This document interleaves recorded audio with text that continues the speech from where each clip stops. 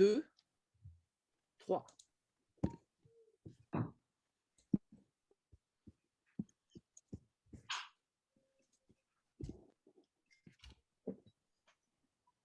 Les amis,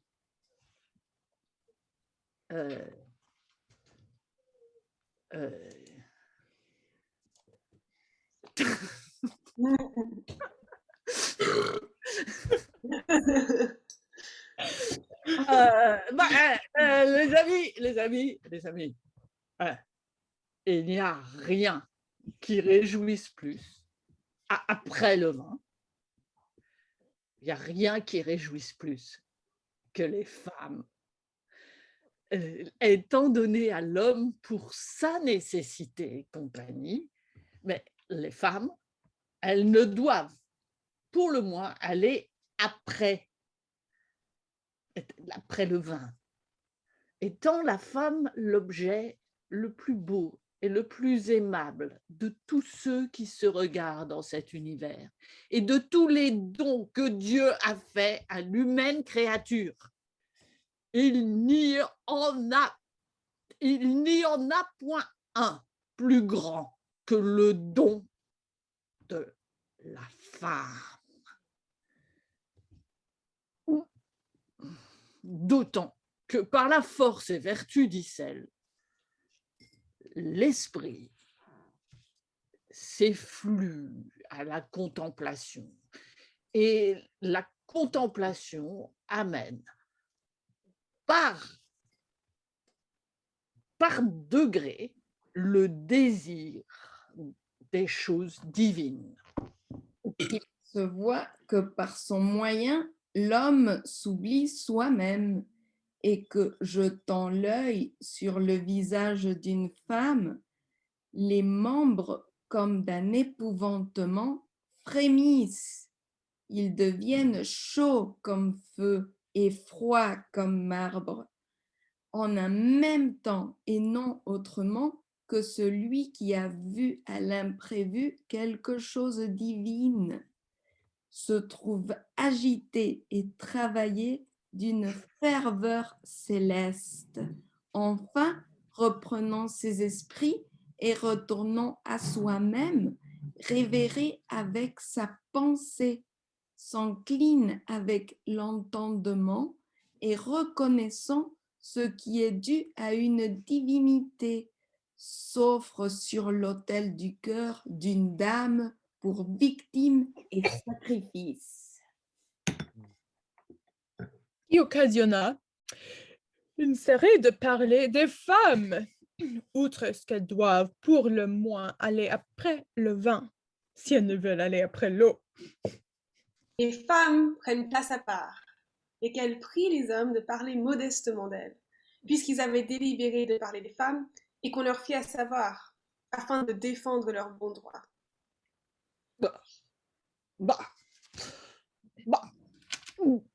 De premier abordé, on va entrer sur la bonté et la mauvaiseté des femmes.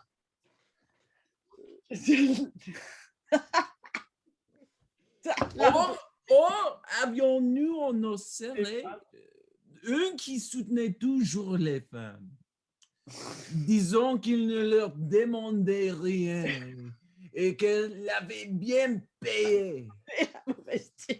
À cette cause, les défendants disaient les femmes être bonnes et vertueuses, aimant le droit plus que les hommes. Au contraire de lui, nous en avions un autre fort satirique contre les femmes, et on parlait en mauvaise part.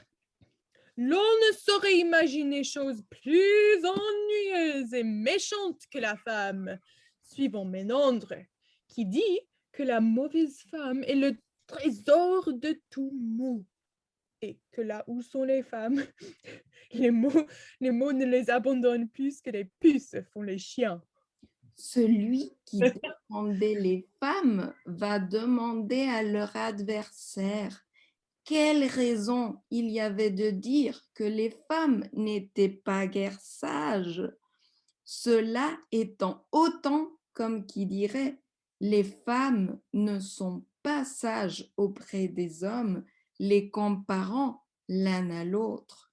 Vu que l'homme et la femme sont composés de même chair, des mêmes os, de même vin, de même sang, de mêmes humeurs, habitant un même pays, en une même ère, usant de même langage et nourris de même viande, ayant un même esprit de Dieu.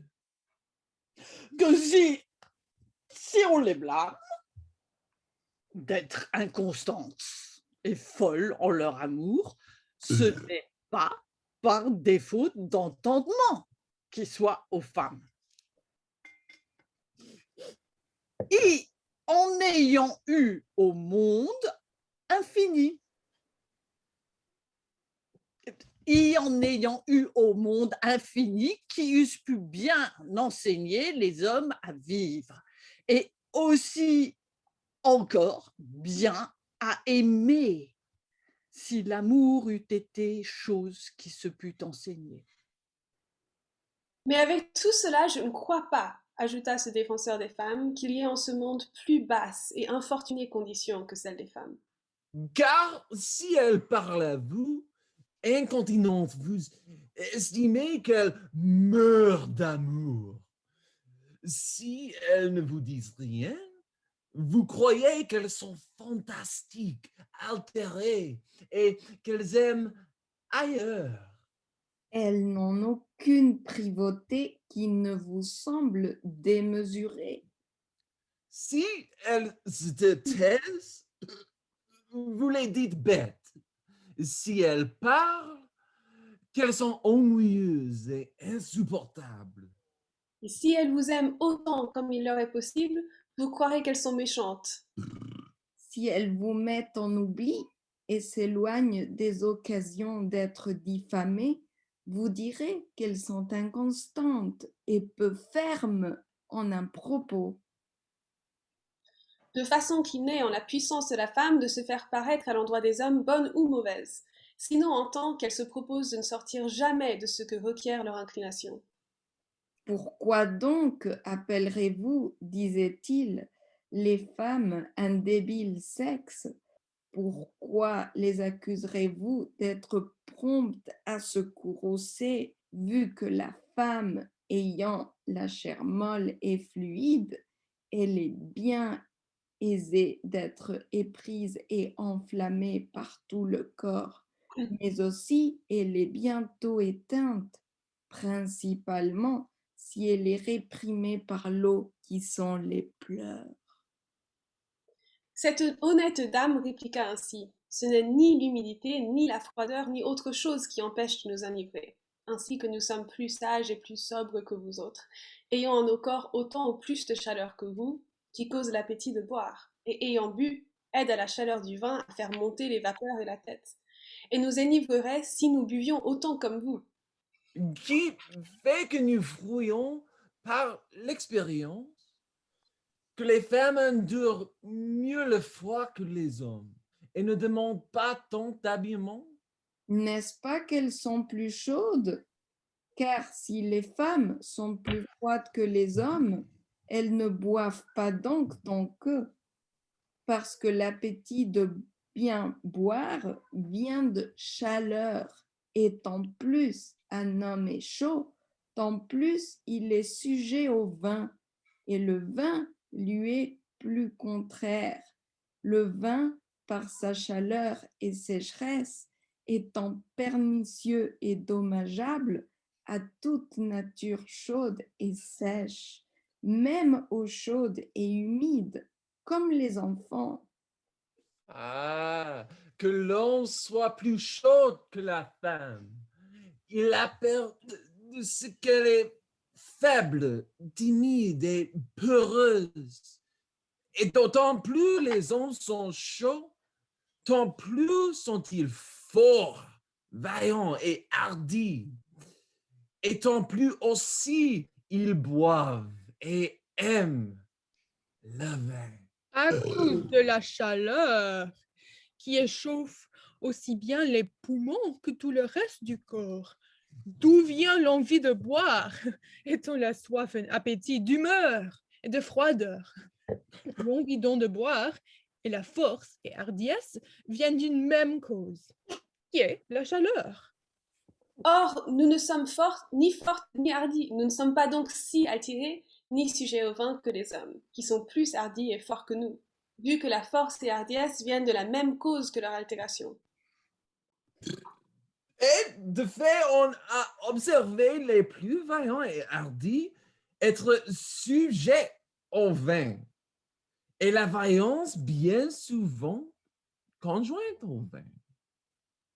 L'ennemi des femmes, prenant la parole, va dire que Platon était en doute s'il fallait mettre la femme au nombre des bêtes ou des animaux raisonnables, et que les Vénitiens et Orientaux ont bien fait de mettre en leurs ordonnances que 2 femmes en témoignage ne valent qu'un homme, et 4 femmes, 2. Même par le droit canon, les femmes ne sont recevables à témoigner pour l'imbécilité et fragilité de leur sexe. Et qui fait, à mon avis, ajouta-t-il, que les hommes sont plus sages que les femmes. C'est la grande différence qui est entre la tête de l'homme et de la femme. Car d'autant que les hommes ont plus de cerveau, ils ont plus de prudence que les femmes.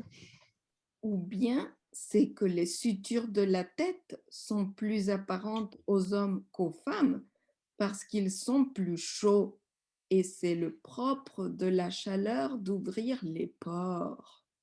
Là où, au contraire, les femmes étant plus froides, ont les sutures de la tête plus étroites et resserrées, et les fumosités ne pouvant s'évaporer sont cause de leur folle opiniâtreté et de leur maladie commune du mal de tête. Il ne faut s'émerveiller si le plus souvent les hommes ne peuvent s'accorder avec leurs femmes parce que leurs têtes ne se ressemblent point. Même les têtes des femmes étant sèches se connaissent de celles des hommes. Par cela, je conclus que les hommes sont plus méchants et mauvais que les femmes. Nonobstant la diversité de leur tête et structure. Un de la serée qui eût bien voulu que sa femme lui fait des enfants va dire que sa femme n'était point mince et lui était homme et pourtant voulait bien savoir les causes de sa stérilité. Quelqu'un va dire que la stérilité pourrait aussi bien provenir du mari que de la femme. Car si le mari est trop froid, comme dit Hippocrate, si le chaud, par moyen et égalité, ne répond au froid, et le sec à l'humide, rien ne s'engendre. Oh, que si vous voulez connaître si un homme peut devenir père, entre plusieurs signes, 3 se trouvent. Savoir la grossesse de la voix. Secondement, la barbe touffue, rude, noire. Et tiercement, la grandeur et grosseur du nez.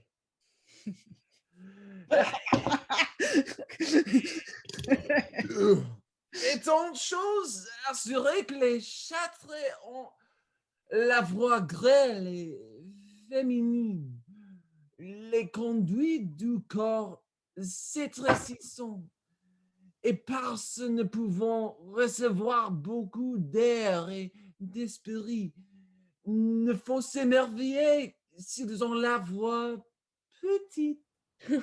Mais les bons mâles, quand leur conduit s'ouvre, leur survenant air suffisance avec les esprits, à cause des conduits qui se dilatent par la chaleur, ne faut trouver étrange si leur voix se grossit. Quant à la barbe, Elle a une correspondance avec les testicules et eux défaillants, elle défaut aussi. quant au nez, Qui est confirmé de ce que le propre de la chaleur est de dilater et allonger comme du froid de resserrer. Que si vous voulez connaître si une fille est propre pour devenir mère, il faut qu'elle soit d'humeur joviale, de couleur vermeille, et qu'elle ne soit contrefaite. Que si outre voulez savoir le champ de nature est bien disposé, elle nous a baillé un signe assuré qui est le sein. Car les filles qui ont le sein large, la poitrine ouverte, le col ramassé, non trop grêle,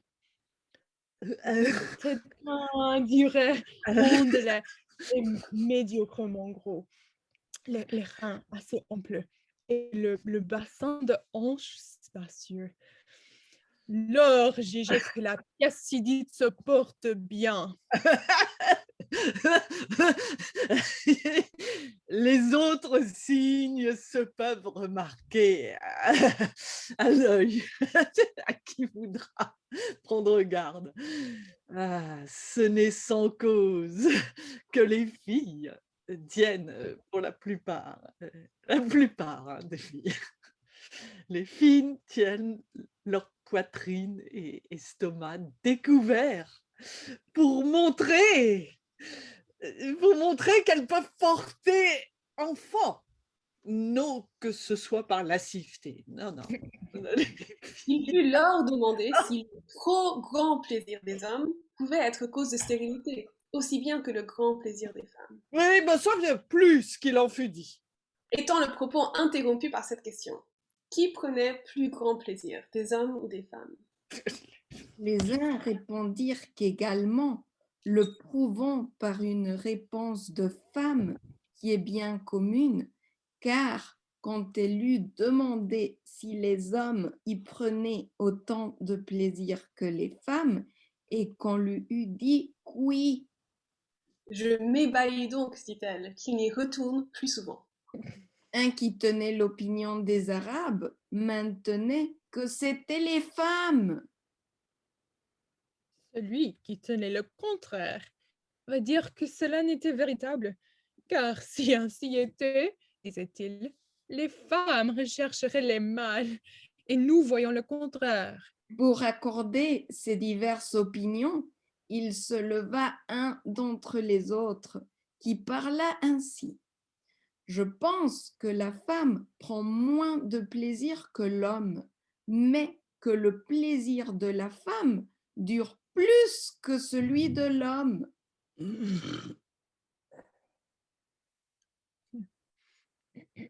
Ah, car l'homme étant plus chaud que la femme, à ses mouvements plus soudains, par quoi il finit plus tôt et ardemment ses désirs et plaisirs.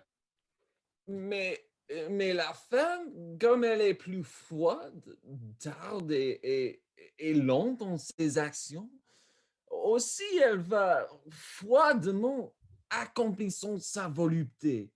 Et par cela, le plaisir, lui, est de plus grande durée.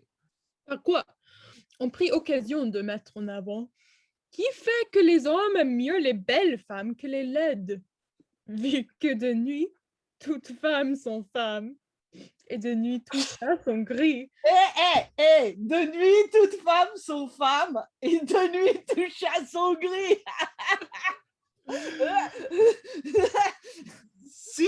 Si j'ai vu des maris, répliqua quelqu'un, qui se sont fort mal trouvés d'avoir pris de belles femmes, les ayant trouvées audacieuses, impérieuses Glorieuse. et glorieuses.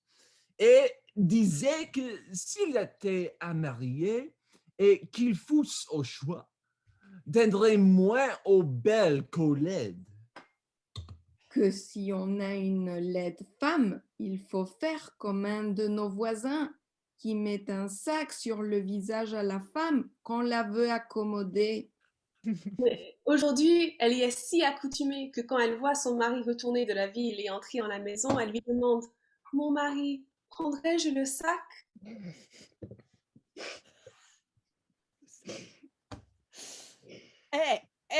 Donnez-moi à boire, encore un coup, donnez-moi à boire, encore un coup, afin que je trouve belle ma femme. Je crois, va dire une face tendue, qu'on n'aime pas les laides femmes à cause que le plus souvent elles sont sorcières. Les femmes de notre ciré furent fort scandalisées de ce dernier propos. Oh, n'en déplaise aux dames, le vin va toujours devant. Le vin va toujours devant, comme celui qui accroît la chaleur naturelle. Comme celui qui accroît la chaleur naturelle. Qui fortifie la digestion. Qui fortifie la digestion. Provoque l'urine. Provoque l'urine. Humecte le corps. Humecte le corps. Étant un continent digéré, transmué en notre substance et distribué dans toutes les parties du corps, engendrant le bon sang, dont vient le bon sens.